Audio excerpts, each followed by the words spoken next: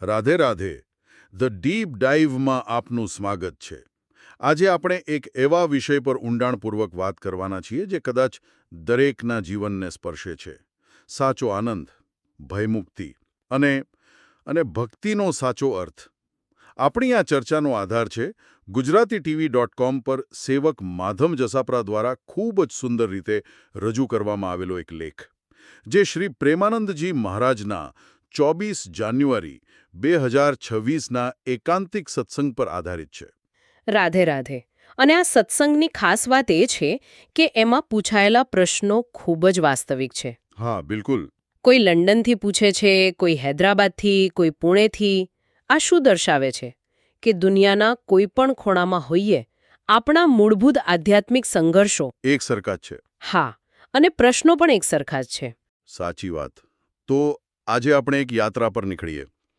આ યાત્રા શરૂ થશે બાહ્ય સુખની શોધથી, પછી આપણે આંતરિક આનંદના રહસ્યને સમજીશું અને અંતે જીવનના સૌથી મોટો ભય એટલે કે મૃત્યુના ભય પર કેવી રીતે વિજય મેળવવો તે શીખીશું.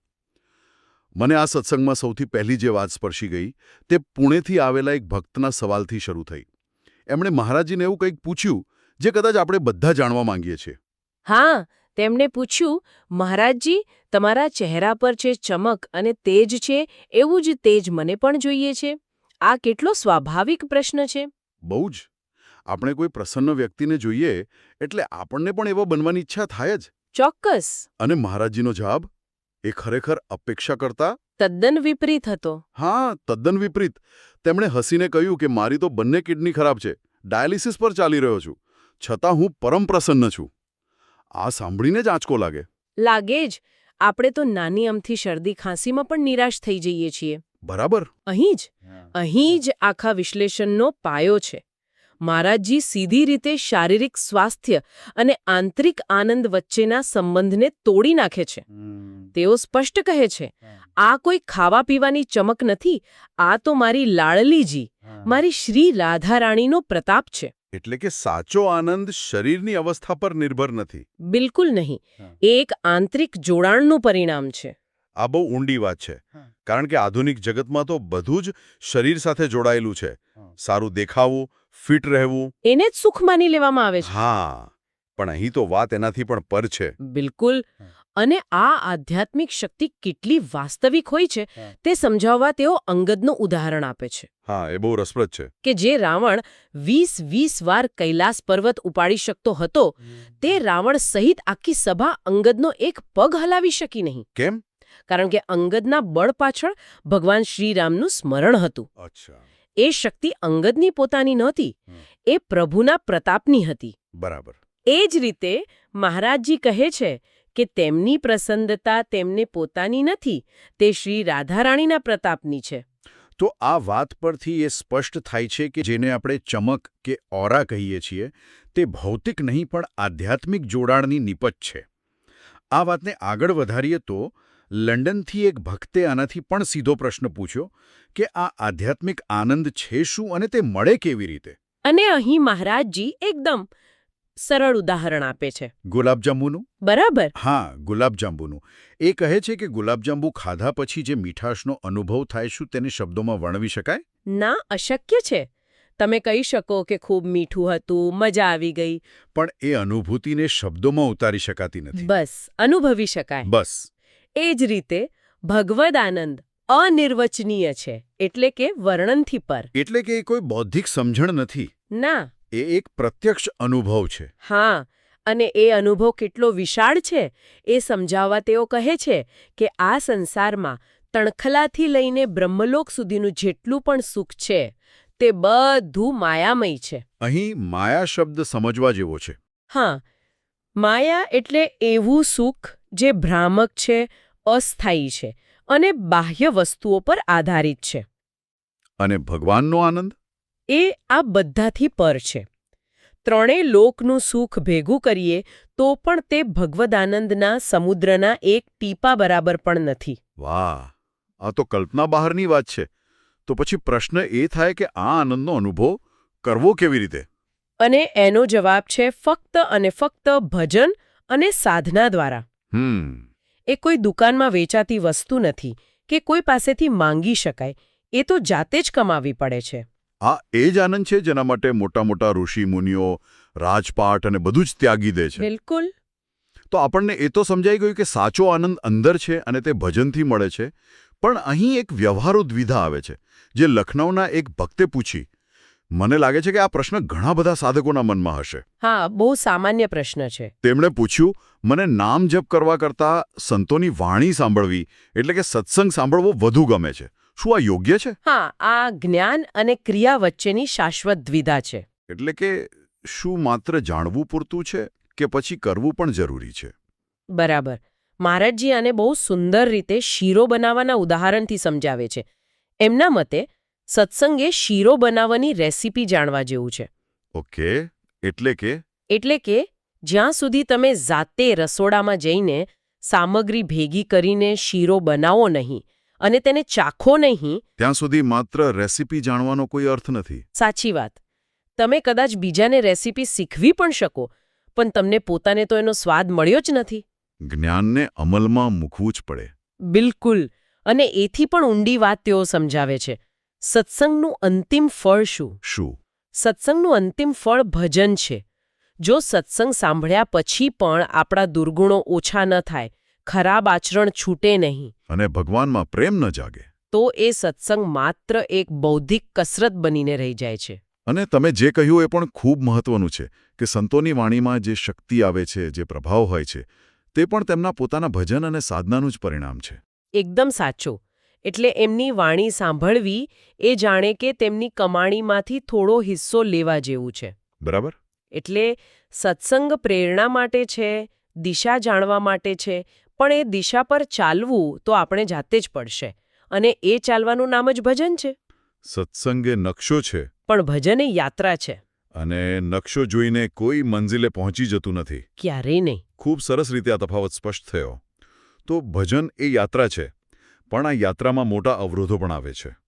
મહારાજજીના સત્સંગ મુજબ 2 મોટા શત્રુ આપણને રોકે છે: આપણો અહંકાર અને આપણો ડર. ચાલો પહેલા અહંકારની વાત કરીએ. એક ભક્તે ખૂબ જ નિખાલસતાથી સ્વીકાર્યું, દેહાભિમાન મારો શત્રુ બની ગયો છે. અહીં દેહાભિમાન શબ્દને સમજવો જરૂરી છે. હા, એ શું છે?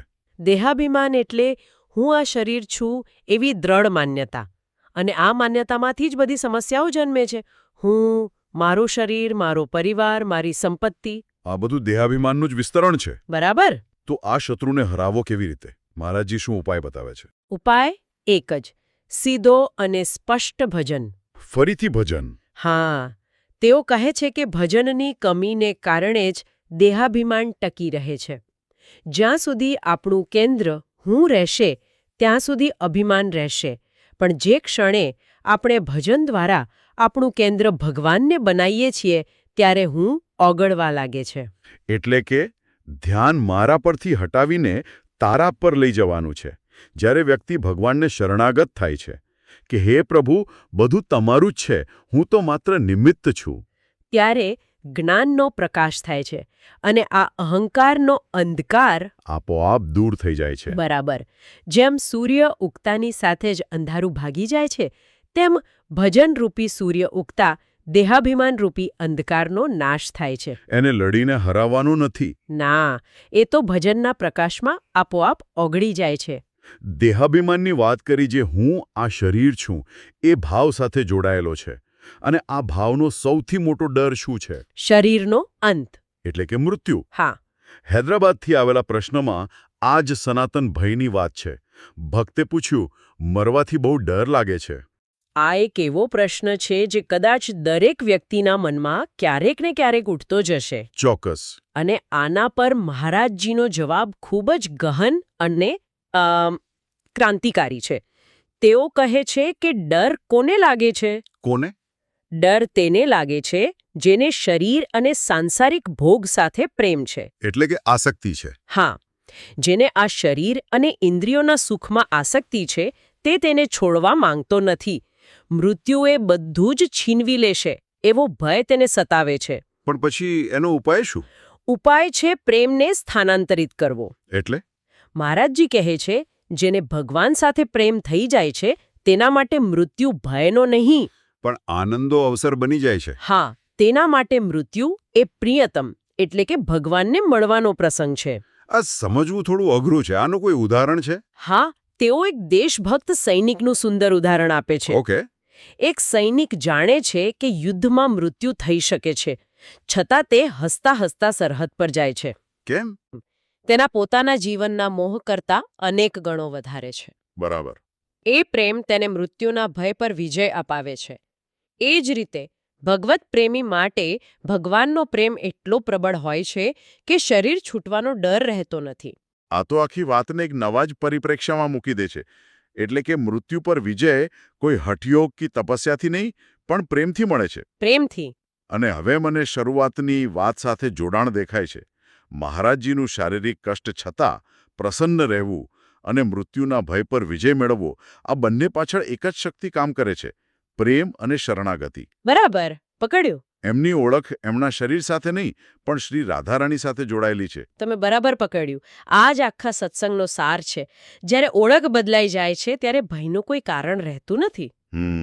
જેને આપણે હું માનીએ છીએ, જો તે નાશવંત શરીર હોય તો ડર લાગશે, પણ જો હું એ આત્મા છે, જે પરમાત્માનો અંશ છે, તો પછી ડર શાનો? આ બધી વાતો ખૂબ જ પ્રેરણાદાયક છે. પણ પછી એક વ્યવહારુ પ્રશ્ન ઊભો થાય છે, જે ઘણા લોકોને મૂંઝવે છે. શું આ બધું પ્રાપ્ત કરવા માટે, આધ્યાત્મિક ઉન્નતિ માટે ઘર પરિવાર છોડી દેવો જરૂરી છે? હા, આ એક મોટો ભ્રમ છે. ઘણાને એવું લાગે છે કે સંસારમાં રહીને, જવાબદારીઓ નિભાવતા રહીને ભગવાનને પામી ન શકાય. અને મહારાજજીએ આ ભ્રમણાને સ્પષ્ટપણે તોડી નાખે છે. તેઓ ભારપૂર્વક કહે છે, ક્યારેય નહીં. ઘર નથી છોડવાનો, રાગ છોડવાનો છે. આ એક વાક્યમાં બહુ મોટો ભેદ છુપાયેલો છે. ઘણો મોટો. રાગ છોડવો એટલે શું? એનો વ્યવહારુ અર્થ શું થાય? રાગ એટલે સાંસારિક વસ્તુઓ, વ્યક્તિઓ અને સંબંધો પ્રત્યેની તીવ્ર આસક્તિ, માલિકી ભાવ અને પકડ. એટલે પ્રેમ ન કરવો એવું નથી? ના, પ્રેમ તો કરવો જ, પણ એ પ્રેમમાં મોહ અને આસક્તિ ન હોવી જોઈએ. મહારાજજી ખૂબ જ વ્યવહારુ માર્ગ સૂચવે છે. તેઓ એમ નથી કહેતા કે જંગલમાં જતા રહો. તેઓ કહે છે, ખરાબ આચરણ છોડો, ખરાબ ભોજન છોડો અને ખરાબ સંગત છોડો. અને માતા પિતાની સેવા કરો, સત્યના માર્ગે ચાલો અને નિરંતર નામ જપ કરો. એટલે કે વાત ફરીથી આંતરિક પરિવર્તનની છે, બાહ્ય દેખાવની નહીં. બરાબર. તમે ઘરમાં રહો કે જંગલમાં, જો મનમાં આસક્તિ છે તો તમે બંધનમાં છો. અને જો મન અનાસક્ત છે તો તમે ઘરમાં રહીને પણ મુક્ત છો. ગૃહસ્થ જીવનમાં રહીને પણ પરમાત્માને પામી શકાય છે. બિલકુલ. અને આ સંદર્ભમાં એક ખૂબ જ કરુણ અને મહત્વપૂર્ણ પ્રશ્ન એક બહેન દ્વારા પૂછવામાં આવ્યો. તેમણે પોતાના ભૂતકાળના પાપો, જેમ કે મદિરાપાન અને વ્યભિચાર માટે પસ્તાવો વ્યક્ત કર્યો. અને ડર પણ બતાવ્યો કે શું ભગવાન મને સ્વીકારશે? આ એક એવો પ્રશ્ન છે જે ઘણા લોકોને સતાવતો હોય છે. હા, જેમને લાગે છે કે તેમણે ભૂતકાળમાં એટલી બધી ભૂલો કરી છે કે હવે તેમના માટે કોઈ રસ્તો બચ્યો નથી. અહીં મહારાજજી ભગવાનની કરુણા અને ક્ષમાનો દરવાજો ખોલી દે છે. તેઓ બે વસ્તુઓ પર ભાર મૂકે છે: સાચો પસ્તાવો અને દૃઢ સંકલ્પ. ઓકે.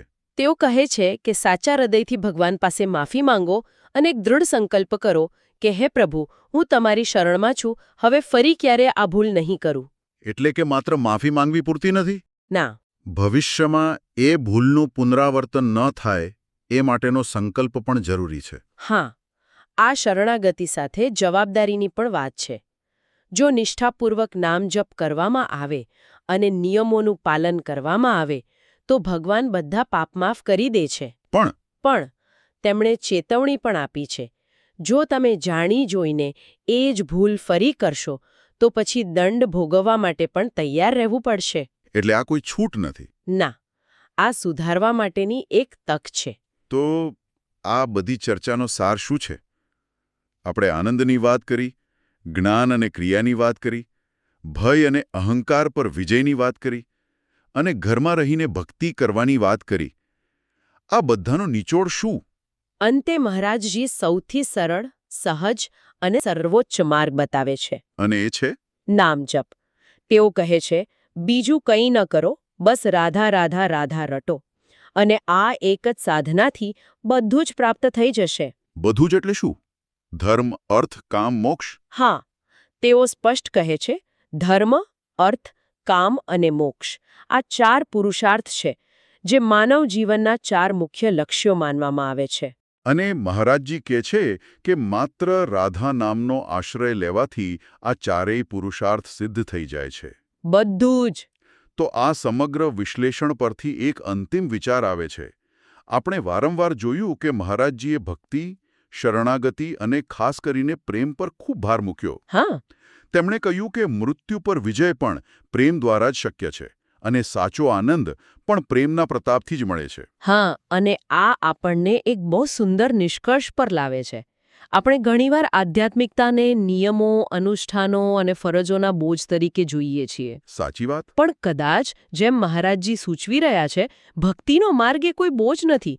એ તો પોતાના પ્રિયતમ એટલે કે ભગવાન સાથે જોડાવાનો, તેમને પ્રેમ કરવાનો એક આનંદમય પ્રયાસ છે.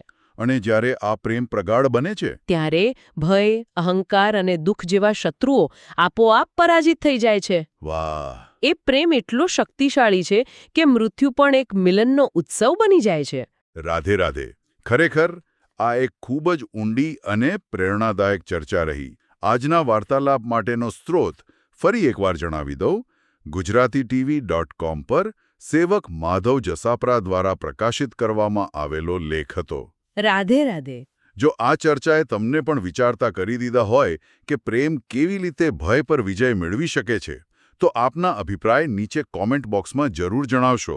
અને આવા ઊંડાણપૂર્વક વિશ્લેષણ માટે અમારી ચેનલને લાઇક કરો, મિત્રો સાથે શેર કરો અને સબસ્ક્રાઇબ કરવાનું ચૂકશો નહીં. રાધે રાધે.